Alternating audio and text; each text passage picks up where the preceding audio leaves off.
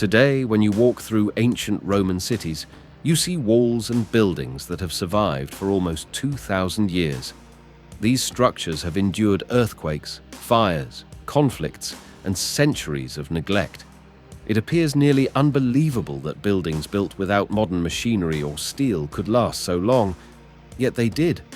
How did Roman architects accomplish this?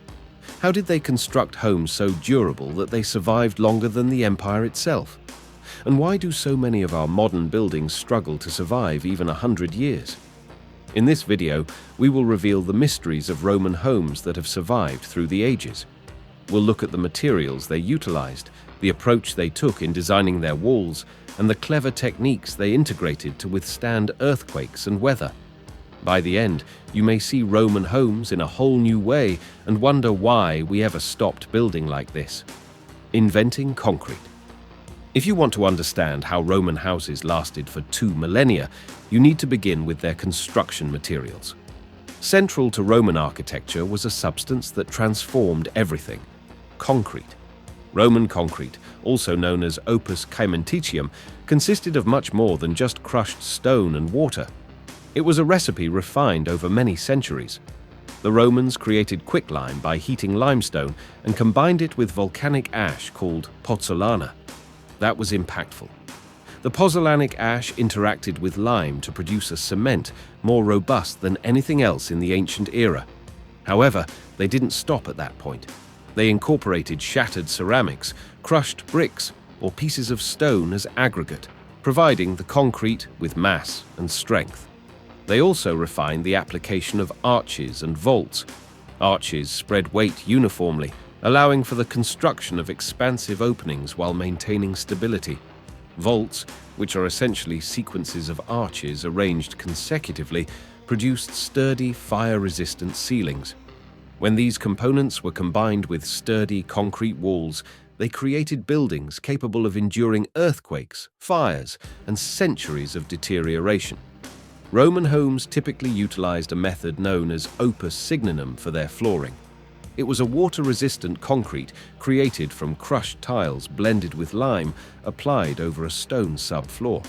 This technique stopped moisture from rising into living areas and created floors robust enough to withstand everyday foot traffic for generations. Roman roofs represented another clever design. Although numerous roofs utilized wooden beams, these beams were upheld by robust masonry walls. Baked clay or terracotta roof tiles shielded the building from rain and sunlight. When budgets permitted, architects constructed tile vaults rather than wood to enhance fire resistance in roofs. Roman constructors also focused carefully on foundations. They frequently excavated deep trenches and packed them with layers of stones or pozzolanic concrete, guaranteeing the structure had a stable base even in soft or unstable soil. In regions susceptible to earthquakes, they widened foundations and strengthened corners to avoid failure. These concepts may appear clear now, but they were groundbreaking for the ancient era. In total, Roman houses represented a feat of engineering. They were designed to respond to threats from nature: torrential rains, flooding, wildfires, and even seismic shocks from the ground. Each material and each design choice had a purpose. And what was the outcome? Structures, surfaces, and ceilings that still exist in cities such as Pompeii and Ostia, almost 2 millennia after their first construction. How Roman concrete was used in houses. Roman concrete served as an extraordinary substance for monumental structures. It also became the foundation of everyday homes throughout the empire. In domestic architecture, it unlocked opportunities that previous generations could merely imagine. Before the use of concrete, walls needed to be constructed with precisely shaped stones or sun-dried mud bricks, requiring significant time and expertise. However, with concrete, Roman builders were able to pour walls in layers, filling wooden molds with rubble or small stones as aggregate. This resulted in quicker building, more robust constructions, and significantly fewer restrictions on design. Even in quite modest residences, sturdy concrete walls offered defense against fire, decay, and the slow deterioration that destroyed conventional mud brick dwellings. A highly common approach was opus caementicium, with a facing of brick or stone. The facing served as a lasting mold, whereas the concrete within supplied the durability. For homes, this approach was ideal for perimeter walls, partition walls, and even stairways. The outcome was a structure capable of enduring storms, seismic activity, and the test of time. Floors also benefited from the adaptability of concrete. A Roman floor typically consisted of multiple layers, featuring a concrete foundation known as rudus, followed by a waterproof layer of opus signinum, comprised of crushed terracotta tiles combined with lime. This arrangement prevented moisture from ascending into living spaces, addressing a significant issue in the Mediterranean climate. Concrete floors were significantly more resilient against heavy foot traffic than packed dirt or wooden boards, and simpler to maintain. Roman concrete also improved plumbing. Wealthy residences might feature drains lined with concrete, channels, and subterranean cisterns to prevent water systems from leaking. Kitchens and bathrooms utilized cast-in-place concrete basins, which were then finished with a smoother waterproof mortar. Not only were these functional, but they could also be beautifully adorned later with marble or mosaics. In urban areas, one of the biggest threats was fire. The densely populated apartment buildings, known as insulae, were particularly at risk. Although upper levels typically employed wood, the concrete and brick lower floors and staircases significantly lowered the risk of complete destruction during a fire. That resilience safeguarded lives and preserved these structures for future generations to restore. Another advantage was adaptability. A Roman homeowner could add a room or even a second floor on top of existing concrete walls to expand their space. These walls could handle the added weight without breaking, unlike older mud brick or stone walls, which were prone to damage if modified. Roman concrete was more than just a substance for magnificent triumphal arches or aqueducts. It subtly transformed everyday existence for countless individuals, providing them with residences that could withstand earthquakes, fires, and decades of deterioration. But what contributed to the durability of this concrete? Let's find out. Why Roman concrete lasts so long. Modern concrete often fails to last even a century before it begins to crack, deteriorate, or corrode. But Roman concrete has endured for almost 2 millennia, even under severe conditions. How can that be? The solution is found in its concealed chemistry. Roman concrete included a key component, pozzolana, a volcanic ash sourced from areas such as the Bay of Naples. Pozzolana, when combined with lime, initiates a chemical process known as the pozzolanic reaction. Rather than just toughening through drying, this concrete developed durable calcium aluminum silicate hydrates that expanded like tiny crystals throughout the concrete structure. These small crystals held everything together much more securely than modern Portland cement. However, that was not the sole benefit. Roman concrete evolved and gained strength as time passed. Recent studies show that when exposed to water, the minerals within Roman concrete continued to react for decades or even centuries. A critical mineral known as stratlingite assisted in sealing minor fractures as they emerged, effectively enabling the concrete to self-repair. This self-repairing capability is one reason that Roman constructions can endure centuries of stress from seismic activity and climate. Another factor was how the Romans utilized aggregates. They frequently reused fragments of brick, ceramic, or volcanic rock as filler. These substances were chemically suited to the lime and ash composition, allowing them to adhere together very effectively. Modern concrete typically incorporates inert gravel, which does not chemically interact and may turn into a weak point over time.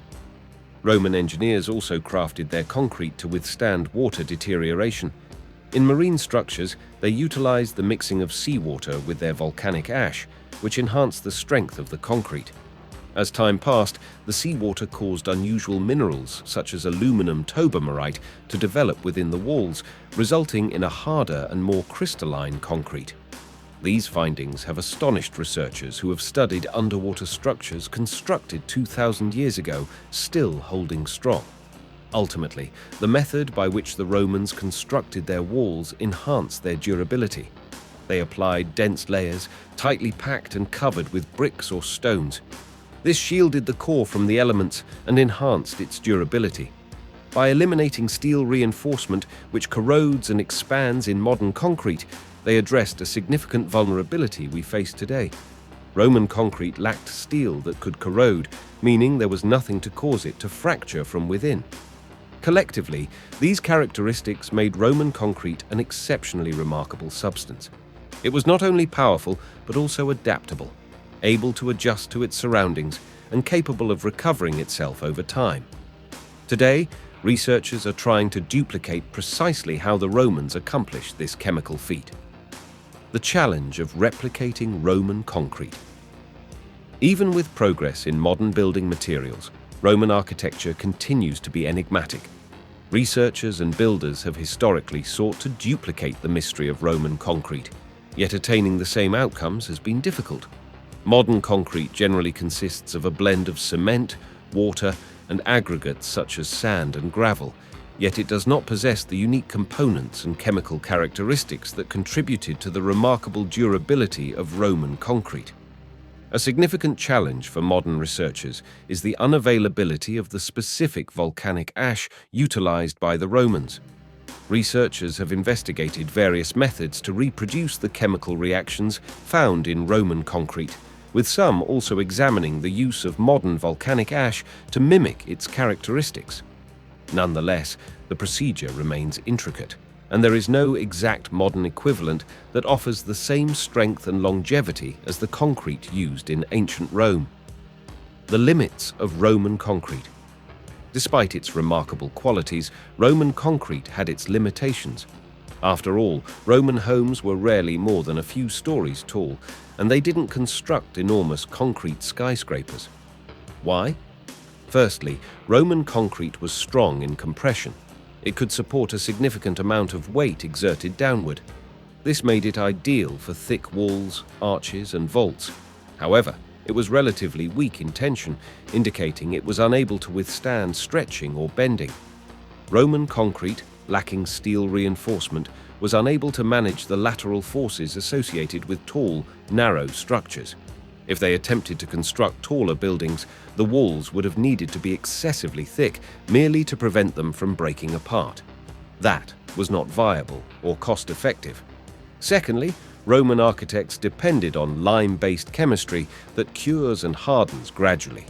That was excellent for durability, but poor for speed. Extensive concrete projects required careful layering and considerable time to cure correctly. In contrast, modern cement hardens much more quickly, making it perfect for the swift construction of large towers and slim floor slabs. Third, Roman concrete relied on pozzolana, a type of volcanic ash. Its finest sources originated from locations such as Puteoli in Italy. Although the empire extensively traded pozzolana, not all provinces possessed ample supplies. In regions lacking volcanic materials, constructors had to depend on conventional stone or brick, or transport pozzolana at significant expense. This restricted the distribution of Roman-style concrete to certain areas. Additionally, even in Rome, fire posed a continual threat.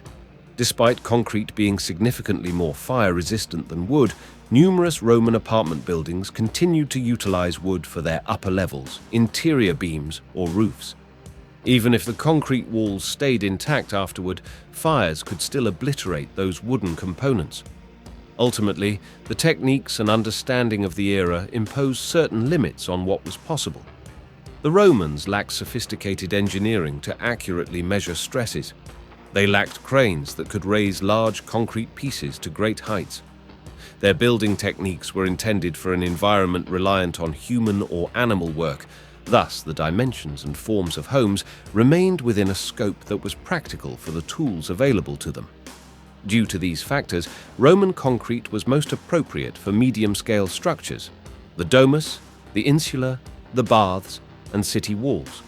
Within those limits, it excelled exceptionally, surpassing the expectations of any ancient or even modern architect. However, it was never intended to compete with the modern steel-frame skyscrapers.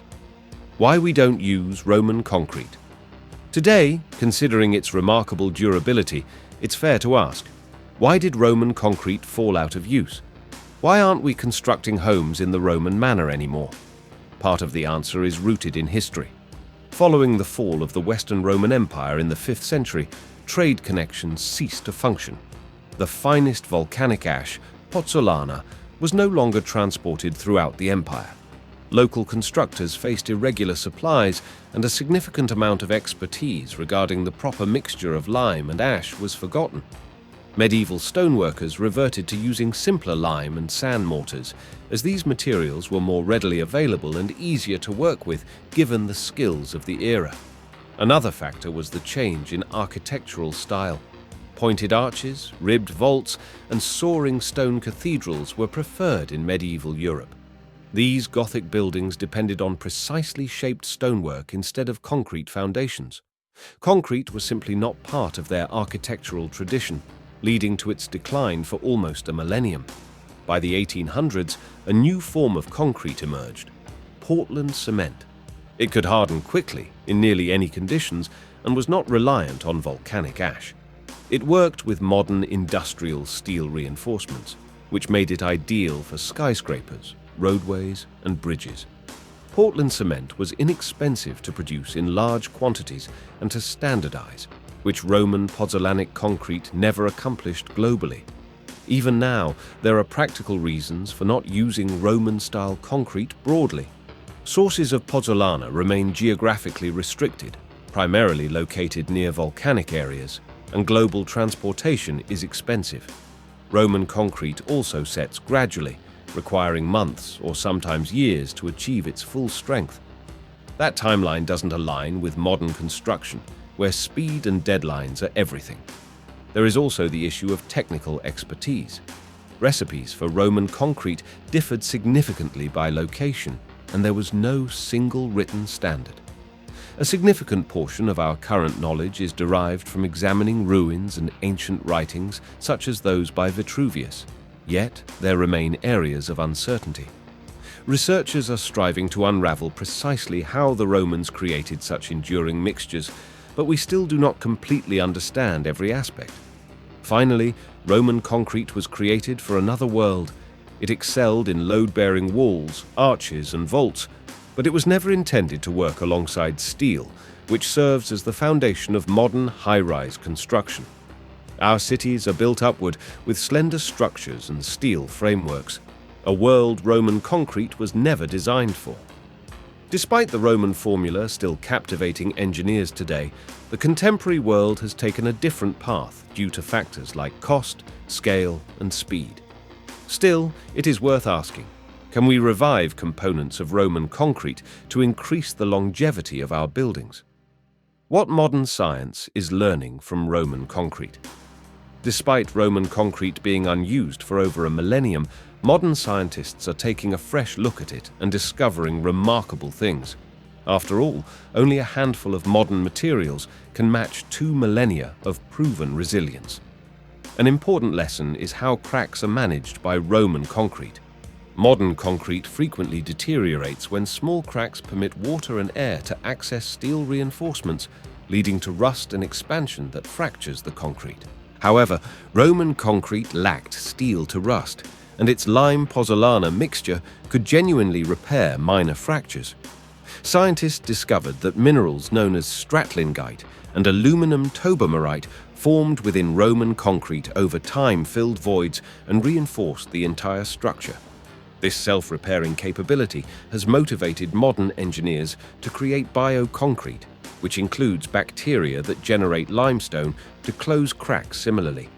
Another advancement is in resilience beneath the water. Concrete used in Roman harbors was specifically formulated to interact with seawater. Rather than decomposing, the seawater aided in creating stable minerals within the concrete, enhancing its strength.